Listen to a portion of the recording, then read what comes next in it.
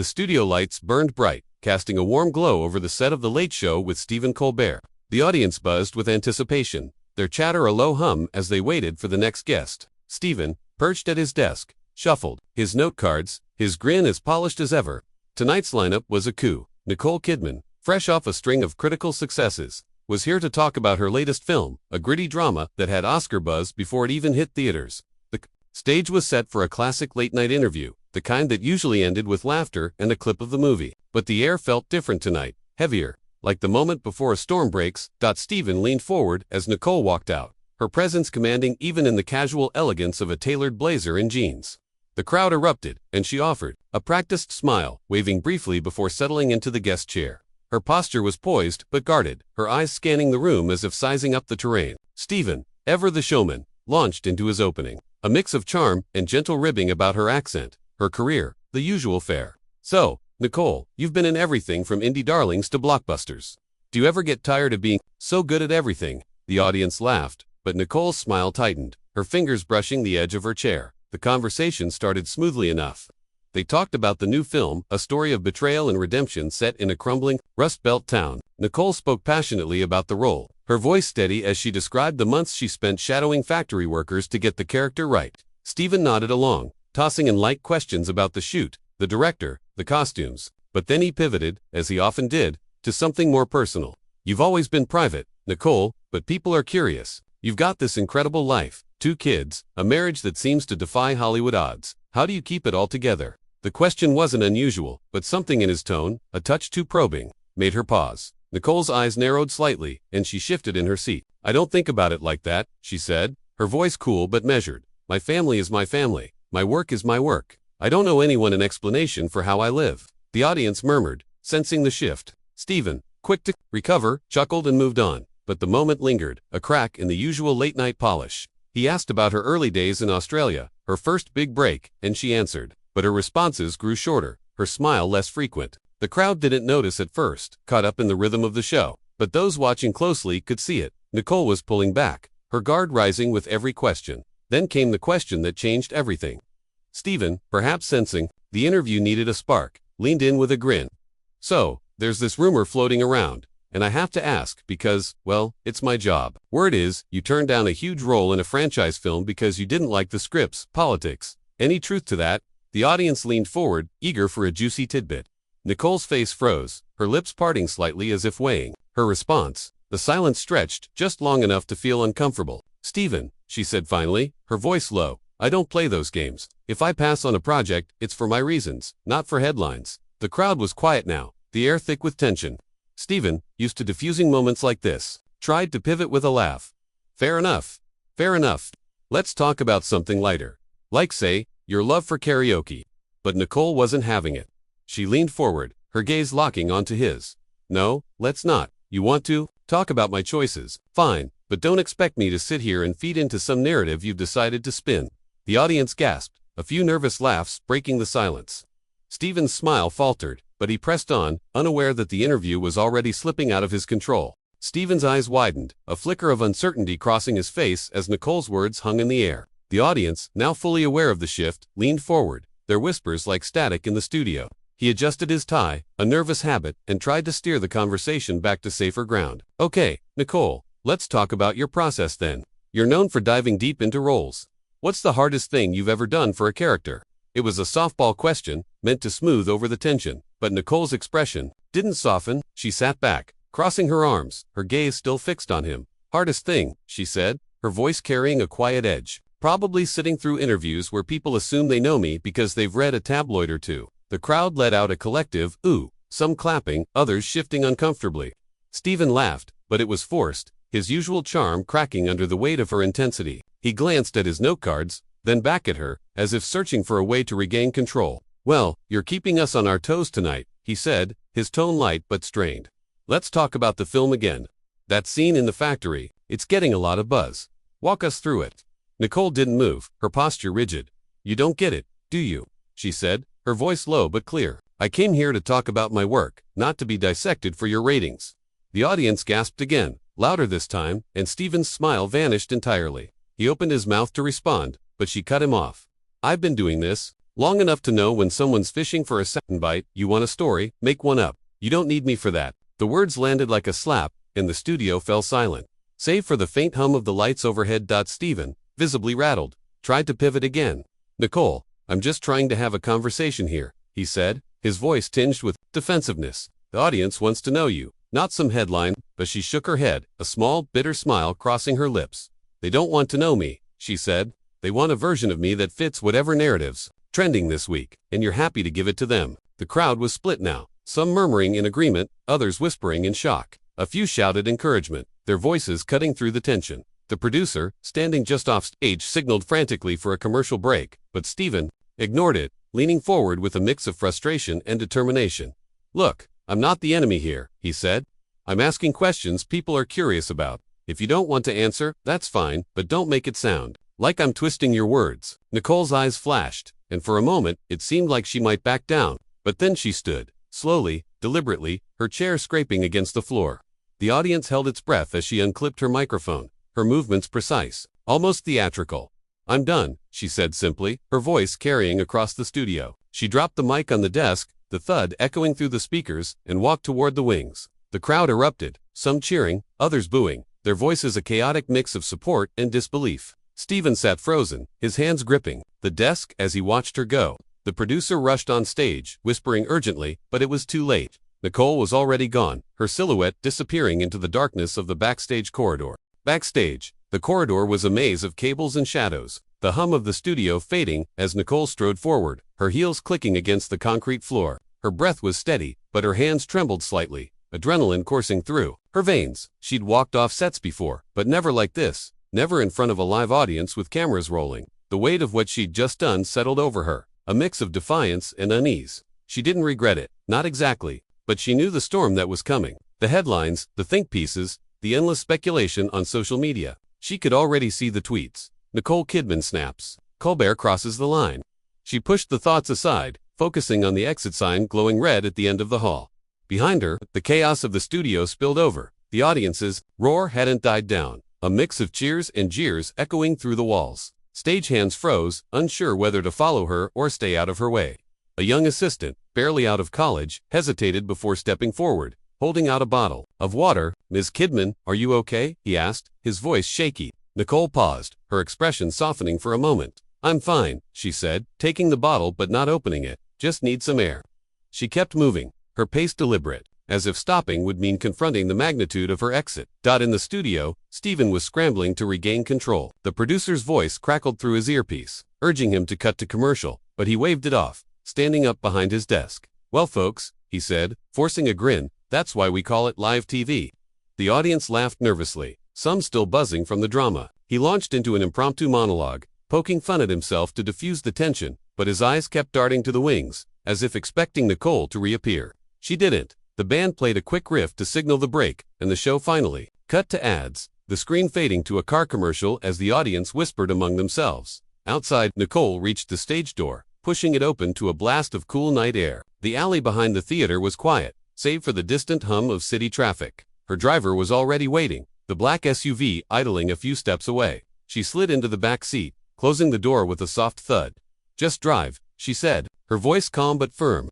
The driver nodded, pulling out without a word. She leaned back, staring out the window as the city lights blurred past, her mind replaying the interview. Stephen's questions, his insistence on digging into her life, had hit a nerve she hadn't expected. She'd dealt with prying journalists before, but tonight felt different. Roar, like a line had been crossed. Her phone buzzed in her pocket, and she glanced at the screen. Messages from her publicist, her agent, a few friends. She ignored them, knowing they'd be a mix of panic and strategy, already planning how to spin the walk-off. Instead, she opened a text from her husband, a simple, "You okay?" She typed back, "I will be," and hit send. The car turned onto a quieter street, and she let herself breathe, the tension in her shoulders easing slightly. She wasn't naive. She knew the clip would be everywhere by morning, dissected on every talk show and podcast. But for now, she just wanted silence. Back at the studio, the show was limping through its final segments. Stephen, still shaken, introduced the next guest with less of his usual energy. The audience, though, was alive with speculation, their phones already lighting up with clips of the confrontation. Social media was exploding, fans and critics alike picking sides. Some praised Nicole for standing her ground, others called her oversensitive, entitled. The narrative was already taking shape, and it was out of her control. The SUV glided through the city, streetlights casting fleeting shadows across Nicole's face as she stared out the window. The silence in the car was a fragile shield, holding back the noise of the world she knew was erupting online. Her phone vibrated again, insistent, but she let it go unanswered, her thoughts drifting to the moment she'd decided to walk off. It wasn't just Stephen's questions. It was the weight of years spent navigating an industry that demanded her vulnerability while reserving the right to twist it. She'd given enough, she thought, her fingers tightening around the water bottle still unopened in her lap. The driver glanced at her in the rearview mirror but said nothing. Sensing her need for space, the car pulled up to her hotel, a discreet boutique place tucked away from the city's chaos. She thanked the driver, her voice soft, and stepped out, pulling her blazer tighter against the evening chill. The lobby was quiet, the staff accustomed to high-profile guests, and they barely glanced at her as she crossed to the elevator. Up in her suite, she kicked off her shoes and sank onto the couch, the city skyline sprawling beyond the floor-to-ceiling windows. For the first time since the studio, she let herself exhale fully, the tension in her chest loosening but not gone. She knew she had to face the fallout eventually, but not yet. Meanwhile, the internet was ablaze. The clip of her walk-off had gone viral, racking up millions of views within hours. Comment sections overflowed with opinions. Some hailed her as a queen for refusing to play the media game, others branded her a diva who couldn't handle a simple question. Talk show hosts were already teasing their takes for tomorrow's episodes, and bloggers churned out think pieces dissecting every word, every glance. Stephen's team was in damage control, issuing a statement that called the moment a lively exchange and promised more context in the full episode airing later. But the narrative was slipping away from them, too, shaped by the relentless churn of online discourse. Nicole's publicist, Claire, finally got through, her call cutting through the silence of the suite. "NIC, what happened out there?" she asked, her voice a mix of concern and exasperation. Nicole paced, phone pressed to her ear. "I wasn't going to sit there and let him turn my life into a circus," she said, her tone firm but tired. Claire sighed, already in crisis mode. "Okay, we can work with this. We'll say you were standing up for your privacy. Keep it authentic, but we need to get ahead of it. Maybe a statement or an interview with someone friendly." Nicole shook her head, though Claire couldn't see it. "No, I'm not feeding the machine tonight." She hung up, tossing the phone onto the couch. The truth was, she didn't have a plan. Walking off had been instinct, not strategy. And now she was caught between wanting to stand by it and dreading the scrutiny it would bring. She poured a glass of wine, the soft clink of the bottle against the glass grounding her. Sitting by the window, she watched the city pulse below, wondering how much of herself she'd have to give to put this behind her. The thought of going back out there, facing more questions, more cameras, made her stomach twist. Back at the studio, Stephen was wrapping up the show, his usual banter subdued. Offstage, his producer was already planning damage control, scheduling calls with network execs. The audience had left, still buzzing about what they'd witnessed, their posts and videos fueling the fire online. For Nicole, though the night was just beginning, she knew the real battle wasn't in the studio, it was in the days ahead, when she'd have to decide how much to fight for her own narrative. Nicole stood by the window, the wine glass cooled against her palm, the city's restless energy sprawling beneath her. The skyline, jagged and glittering, felt like a mirror to her thoughts, sharp, unyielding, but fractured by the night's events. Her phone, now silent, lay on the couch, a temporary reprieve from the barrage of calls and texts. She knew Claire and her team were already drafting statements, strategizing how to shape the story before it spiraled further. But Nicole wasn't ready to play that game yet. She sipped the wine, its bitterness grounding her, and let her mind drift to the choices that had led her here, not just tonight, but over decades in an industry that thrived on exposure. Downstairs, the hotel lobby was starting to stir. Paparazzi, tipped off by the viral clip, were gathering outside, their cameras flashing intermittently through the tinted glass doors. The concierge, ever discreet, had already alerted security, but Nicole knew it was only a matter of time before the frenzy reached her.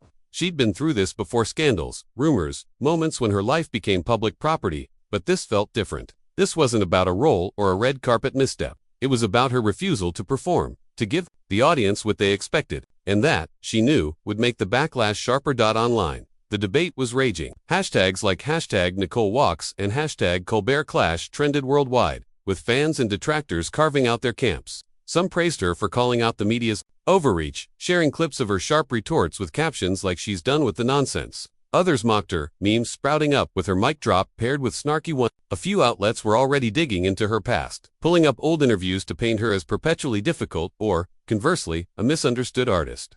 The truth, as always, was messier, but nuance didn't sell clicks. Her phone buzzed again, this time with a message from her daughter. "Mom, you were badass. Call me. Nicole smiled, the first real warmth she'd felt all night. She dialed, and her daughter's voice came through, bright and steady. You okay? Everyone's talking about it. Nicole laughed softly, the sound catching in her throat. I'm fine. Love, just tired of the circus. They talked for a while, the conversation grounding her, pulling her back to the parts of her life that mattered most. When she hung up, the room felt less oppressive. The city outside, less daunting, but the reality of the situation wasn't far behind. Claire had sent an email, marked urgent, outlining a plan, a carefully worded statement, a possible appearance on a friendly morning show, maybe even a social media post to reclaim the narrative. Nicole skimmed it, her jaw tightening. She wasn't ready to apologize or explain, not yet, maybe not ever. She set the phone down again and walked to the bathroom, splashing cold water on her face. The mirror reflected someone who looked both fierce and exhausted. A woman caught between her principles and the machine she'd spent her career navigating. Outside, the paparazzi were growing bolder, their voices carrying faintly through the window. She knew she couldn't stay holed up forever. Tomorrow, she'd have to face the world interviews, premieres, the relentless churn of public life. But tonight, she could choose her own terms, even if just for a few hours. She poured another glass of wine and sat back, her mind already turning to what came next, how she'd carry this moment forward without letting it define her. Nicole sat back on the couch, the wine glass now empty, its faint residue catching the dim light of the suite. The city outside pulsed on, oblivious to the storm swirling around her name. She felt the weight of the moment settling, not as regret, but as a kind of clarity. Walking off Stephen's show wasn't just a reaction. It was a line drawn, a refusal to let her life be reduced to fodder for late-night banter. The paparazzi's voices drifted up from the street, a low hum of anticipation, but she tuned them out. For now, the room was her sanctuary, a space to think before the world demanded more. Her phone lit up again, this time with a text from her agent, Mark, who'd been uncharacteristically quiet. You don't need to say anything yet. Let it breathe. Call when you're ready.